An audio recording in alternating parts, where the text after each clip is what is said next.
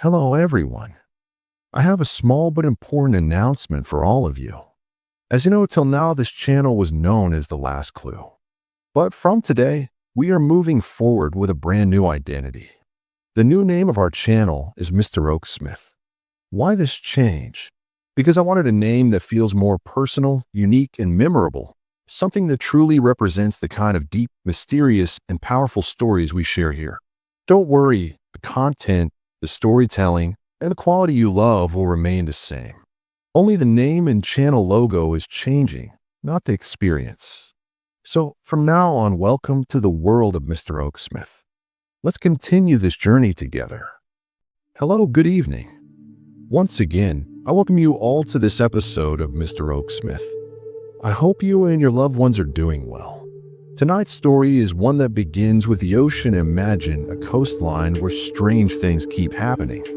Every now and then, boat drifts to the shore. Sometimes the boat is completely empty. Sometimes it carries only a few fish. But most of the time, there is nothing inside, nothing but silence. And then there are the other times when inside the boat lies something far more disturbing. A human skeleton. Sometimes just a skull. Sometimes an arm. Sometimes a leg. But never a living soul. You might dismiss it once. Maybe twice. Even 3 times. But what if it kept happening again and again? Every few days, every month, every single year. Empty, lifeless boats drifting endlessly across the waves, only to crash against the shore. And when the villagers rush to see what's inside, they find bones. Human bones. Naturally, fear spreads. Terror takes hold. Were these boats? Where do they come from? And most importantly, why are they always filled with the dead? This is the mystery of Japan's ghost boats. Japan, a nation surrounded by the sea on every side. North, south, east, and west. Wherever you look, there is only ocean. And from this ocean, the boats arrive. For decades, the people of northern Japan lived in fear of them. The government tried to calm the panic, but nothing worked. Year after year, the tide kept bringing death to their shores. This is the strange and haunting tale that we uncover tonight. And there was no clue, no explanation about where these corpses, skeletons, skulls, arms, and legs were coming from. The strangest thing was that the ocean itself lay miles away. Usually, only massive ships brave those waters. So, who would dare to enter with a small wooden boat? Anyone who tried would be gambling with their life. Because the ocean is vast, dangerous, and a journey in such a fragile vessel could mean certain death. This is where the mystery begins, the northern coastline of Japan. A place that lies close to the borders of Russia, South Korea, and North Korea, the land ruled by Kim Jong-un. It was along this very northern coast of Japan that the strange events first unfolded. In those years, the coastal villages were still populated. People lived their lives peacefully until something began to disturb their days. Almost every second or fourth day, the same terrifying scene would play out. A strange boat would drift ashore. I am talking about the early 2000s. Villagers would rush to the beach, thinking perhaps the sailors were in danger, perhaps they needed help. But when they peered inside the boats, what they saw shook them to their core. There were corpses. There were skeletons. There wasn't a single living person on board. The news spread quickly. Fear gripped the coast. Even the Japanese administration had no answers. The government too was worried. Who were these people? Why were these ghostly ships arriving? And then the legend began, an empty ship with no owner, no survivors, only the dead. A vessel that seemed to drift straight out of nightmares. They named it the Ghost Boat. There was never a single living soul inside these boats. Only corpses. And not fresh corpses, but remained so decayed they had already turned into skeletons. It was as if the dead had been drifting across the sea for months. But the question remained, where were these bodies coming from? Each time, there were 2, or sometimes 6. and always inside the same kind of small, fragile boats. The ocean, however, was vast, endless. How could anyone attempt such a long and dangerous journey in such tiny vessels? It seemed impossible. Investigators tried. They searched, they studied, they questioned. Over and over again, research was done to trace the origins of these boats, but no answers were ever found. And so rumors began to spread. These are not ordinary ships, people whispered. They are ghost boats, vessels of the dead. The fear grew so strong that when one of these boats drifted ashore, people didn't dare to go near it. To them, it was cursed, a floating graveyard. The government tried to calm the panic. Officials said, perhaps these are just fishermen. Maybe they lost their way at sea. Maybe storms carry them off course. With no food, no water, they must have died of hunger and thirst. And then the waves pushed their boats here to Japan's northern coast. It was a logical explanation. But logic could not erase the fear. Because in the hearts of the villagers, one belief had already taken root: these were not fishermen. These were not lost sailors.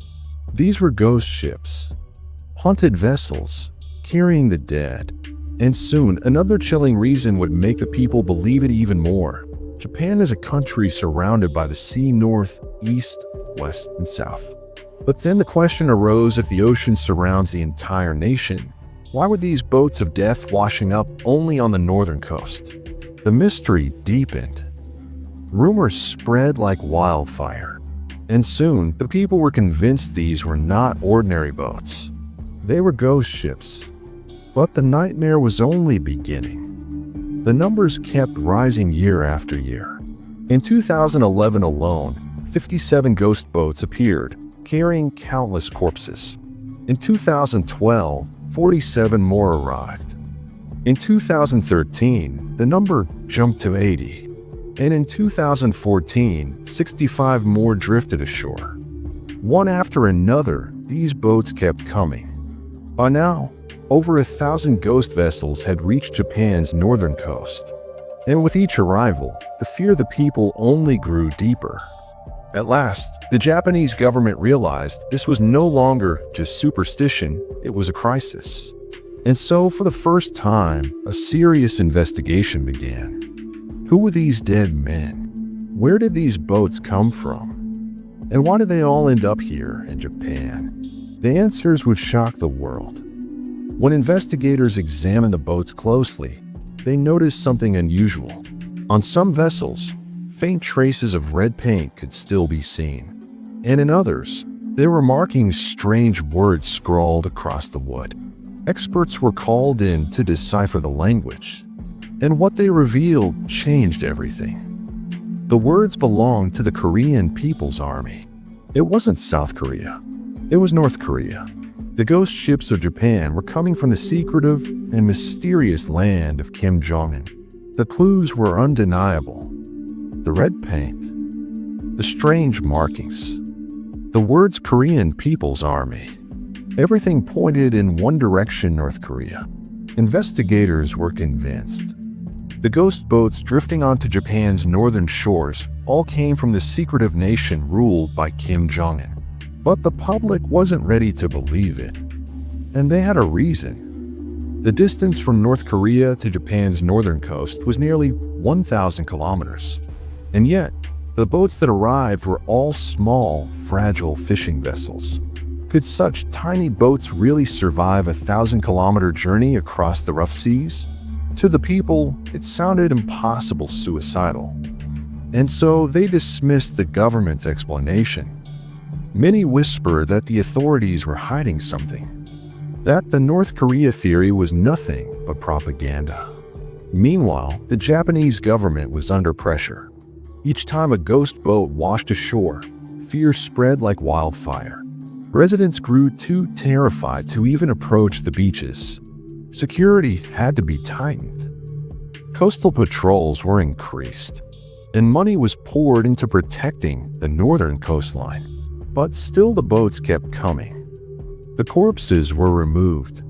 each body taken to hospitals for postmortem. And yet, the questions only multiplied. Who were these people? Why did they risk their lives in fragile boats across impossible distances? And why did death follow them every single time? The mystery was far from over. The ghost boats weren't just a mystery. They were becoming a burden. Every time a vessel washed ashore, the Japanese authorities were forced to act.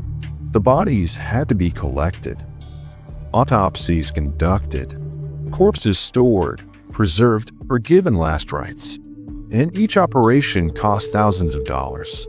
By the early 2000s, the expenses had reached into the millions. Security patrols were tightened. Guards were posted along the coastline. And yet, despite all the money, despite all the manpower, the answers never came. Investigators insisted the boats came from North Korea. But how could fragile fishing vessels travel nearly 1,000 kilometers across violent seas? The evidence pointed north, yet the logic didn't add up. And then, while digging deeper, researchers stumbled upon something chilling. The ghost boat mystery didn't begin in the 2000s. It went back much further. The first ghost boat had been recorded as early as 1975.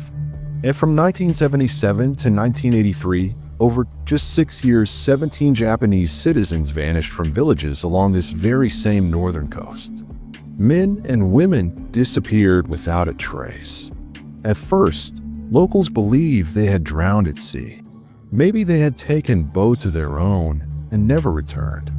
But there was no wreckage, no evidence, no goodbye. And during those same years, ghost boats continued to appear. Skeletons, skulls, human remains. Forensic teams wondered, could some of these bones belong to the 17 missing Japanese citizens? But DNA tests told a different story. Not one of the remains matched the missing villagers. 17 people had disappeared. The ghost boats kept coming. And yet the two mysteries refused to connect. For Japan, this was no longer just about strange vessels. This was about something darker, something hidden, and perhaps something intentional. The mystery deepened in 1985. On the northern coast of Japan, near the banks of the Tahitiwa River, a Japanese official spotted a man acting suspiciously. He was detained, and when his passport was checked, the discovery sent a ripple of shock through the investigators. The passport carried the name Tadaki Hara. And that name was familiar, because Tadaki Hara was one of the 17 citizens who had mysteriously vanished between 1977 and 1983. Authorities were stunned. Could this really be him? If Hara was alive, perhaps the other 16 were alive too. Hope surged, but that hope would not last long. During interrogation, cracks began to appear in his story. Investigators soon uncovered the truth. This man was not Tadaki Hara. He was an imposter. The passport was real, but the photo had been replaced. And when pressed further, the man broke. He confessed. He was not Japanese at all. He was a North Korean agent. The revelation hit Japan like a thunderclap. If a North Korean spy was moving around with a passport of one of the missing, what had really happened to those 17 men and women?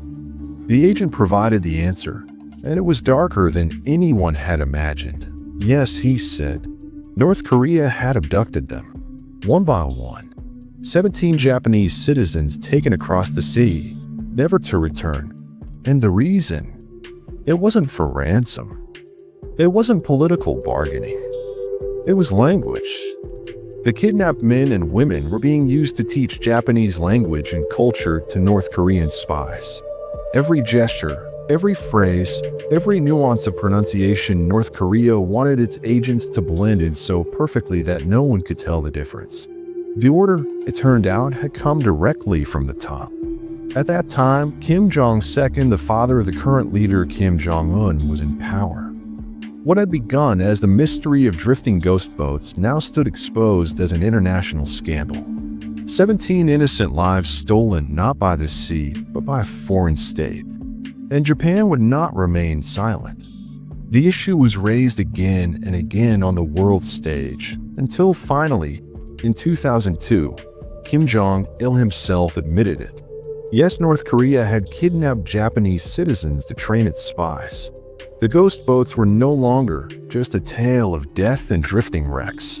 They were evidence of a secret war between nations fought not with bombs, but with silence, abduction, and fear. After the shocking arrest of the North Korean agent, Japanese investigators began digging deeper. How had this man reached their shores? And what was the connection between him and the mysterious ghost boats? Slowly, piece by piece, the truth began to surface. From the very beginning, North Korea had its eyes on Japan. Spying was always their goal. But there was a problem: distance. North Korea was nearly 1,000 kilometers away. Sending large ships across the sea would be risky. They could easily be spotted, intercepted, and seized by Japanese authorities. But fate gave North Korea a cover story, and that cover came in the form of a fish. In the waters between North Korea, China, and Japan lived a species that was highly prized in Asia, especially in China.